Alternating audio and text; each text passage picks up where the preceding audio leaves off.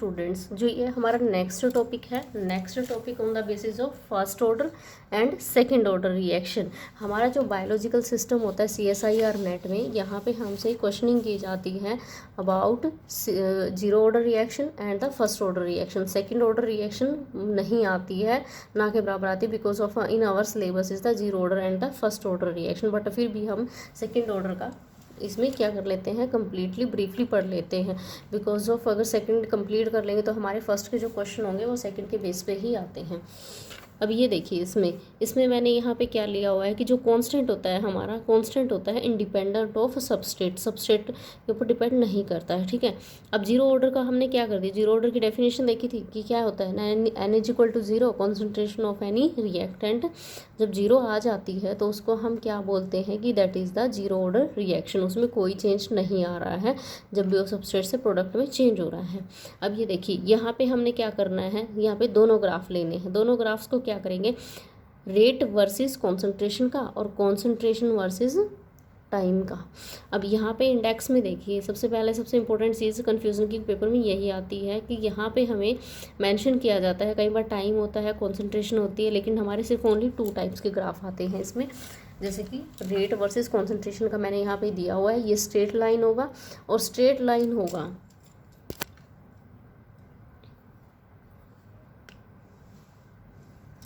हाँ जी, straight line होगा। Straight line में हमारा ये देखिए ना इंक्रीज़ हो रहा है ना डिक्रीज़ हो रहा है, ना हमारा रेट में कोई भी इंक्रीमेंट डिक्रीमेंट हो रहा है, ना कॉन्सेंट्रेशन में हो रहा है। ये पर्टिकुलर एक स्ट्रेट लाइन जा रही है। अब स्ट्रेट लाइन की इक्वेशन हमारी क्या होती है, y is equal to mx plus C square होती है, ठीक है। अब यहाँ पे हमारा क्या होता है कि इसका स्लोप भी निकलता है। इसका स्लोप हमारा कैसा रहेगा, प्लस में या माइनस में रहेगा, कैसा रहेगा, ये देखिए माइनस का हमारा स्लोप आ जाएगा माइनस के, ठीक है। ये देखिए यहाँ पे मैंने ये देखिए ये रेट वर्सेस कॉन्सेंट्रेशन का ग्राफ दिया हुआ है, इसको अच्छे से आप रीड कर लेना और देख लेना। और नेक्स्ट इसमें मैंने दिया हुआ है कॉन्सेंट्रेशन वर्सेस टाइम का। यहाँ पे हमारा क्या करता है, टाइम इंडेक्स मूव करता है और यहाँ पे कॉन्सेंट्रेशन मूव करती है। ये हमारा डिक्रीजिंग ऑर्डर में स्ट्रेट लाइन बनेगा, ठीक है। डिक्रीजिंग ऑर्डर में स्ट्रेट लाइन बनेगा जीरो ऑर्डर का। अब जीरो हमारा क्या रहेगा, रेट इज इक्वल टू हमारा कांस्टेंट तो कैसा रहता माइनस ए। अब ए नोट हमारा क्या था, ए नोट हमारा था initial value of any substrate, ठीक है। अब इसका जब हम निकालते हैं dA/dt होता है, ठीक है। अब यहाँ पे इसके बारे में जैसे कुछ इन्फॉर्मेशन होती है हमारी जीरो ऑर्डर की। अब जैसे कि dA/dt जब हम डिफ्रेंशिएशन करते हैं किसी भी रिएक्टेंट का, तो यहाँ पे माइनस का वैल्यू हमारा आ गया। अब AT क्या था हमारा, जो टाइम था, ठीक है। टाइम इनटू क्या था, जो हमारा सबस्ट्रेट का वैल्यू था। अब AT minus A naught is equal to हमारा क्या आ गया, माइनस KT, ठीक है। अब ये देखिए, अब जैसे A नोट बाई टू हमारा कैसे आएगा, A नोट हमारा होता है जो हमारी क्या हो गया, रिएक्शन का इनिशियल वैल्यू होता है किसी सबस्ट्रेट का। जब हमने क्या करना है, उसका हाफ टाइम निकालना है। हाफ टाइम करने के लिए हम क्या कर देंगे, उसको 2 से डिवाइड कर देंगे। 2 से मतलब कि T1/2 को हम डिवाइड कर देंगे into A naught, then A naught by 2 आ जाएगा हमारा। A naught by 2 minus A naught is equal to minus T half, ठीक है। अब T हाफ हम जब निकालते हैं यहाँ पे, T हाफ की वैल्यू हमारी आती है A नोट बाई 2 के। ये डायरेक्ट क्वेश्चन आता है, बहुत बार ये क्वेश्चन आया हुआ है, नीट में भी ये क्वेश्चन आया हुआ है, और ये क्वेश्चन आया हुआ है गेट में, CSIR नेट GRF में और ICR में और DBT नेट में भी ये क्वेश्चन आया हुआ है। और ये क्वेश्चन रिपीटेड आता है, जो ये एक्सप्रेशन होते हैं यही पूछते हैं इसमें कि हाफ टाइम हमारा क्या होता है, और जो जीरो ऑर्डर है, जीरो ऑर्डर का हमारा काइनेटिक रेट लो क्या होता है, ठीक है। इंटीग्रेटेड रेट लो क्या होता है और काइनेटिक रेट लो क्या होता है। ये बहुत ईजी सी इक्वेशन है, AT half is equal to A naught by 2, ठीक है। अब इंटीग्रेटेड हमारा रेट लो क्या होता है, AT minus A naught is equal to minus KT। ऐसे ही सेम हमारा फर्स्ट ऑर्डर रिएक्शन रहेगा। फर्स्ट ऑर्डर रिएक्शन में भी कोई इतना चेंजेस नहीं आता, क्योंकि हम क्या करते हैं, जब जीरो ऑर्डर का जब हम कंप्लीटली कंसेप्ट को क्लियर कर लेते हैं तो हमारे माइंड में यह ऑलरेडी आ जाता है कि n इज इक्वल टू 0 है तो हमारा जीरो ऑर्डर रिएक्शन है, और अगर हमारा n is equal to 1 value आती है तो हमारा फर्स्ट ऑर्डर रिएक्शन है, ठीक है।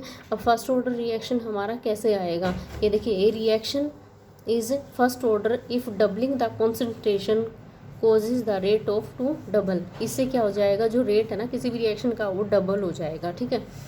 जो कॉन्सेंट्रेशन होती है वो क्या करती है, इंक्रीज कर देती है।